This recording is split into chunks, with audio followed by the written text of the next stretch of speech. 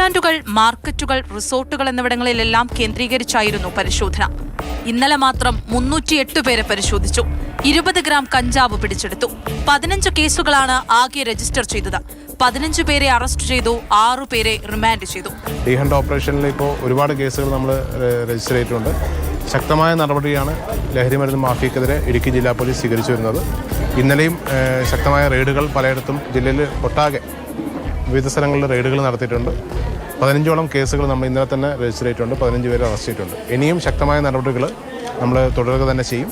ജില്ലാ പോലീസ് മേധാവിയുടെ നേതൃത്വത്തിൽ സബ് ഡിവിഷൻ ഡിവൈഎസ്പിമാർ, SHOമാർ, K9 സ്ക്വാഡ്, ലഹരി വിരുദ്ധ ഡാൻസാഫ് അംഗങ്ങൾ എന്നിവർ ചേർന്നാണ് പരിശോധനകൾ നടത്തുന്നത്. ചുറ്റുപാടുകളിൽ നടക്കുന്ന ലഹരി വസ്തുക്കളുടെ കച്ചവടങ്ങളോ ഉപയോഗമോ ശ്രദ്ധയിൽപ്പെട്ടാൽ കേരള പോലീസിന്റെ യോദ്ധാവ് വാട്സ്ആപ്പ് നമ്പറായ 99 95 96 66 66 എന്ന നമ്പറിലേക്ക് സന്ദേശം അയയ്ക്കുക. ഇത്തരത്തിൽ സന്ദേശം അറിയിക്കുന്നവരുടെ വിവരങ്ങൾ രഹസ്യമായിരിക്കും. കൂടാതെ ഇടുക്കി ജില്ലയുമായി ബന്ധപ്പെട്ട ഇത്തരം വിവരങ്ങൾ ജില്ലാ നർക്കോട്ടിക് സെല്ലിന്റെ 94 97 91 25 94 എന്ന നമ്പറിലും അറിയിക്കാവുന്നതാണ്.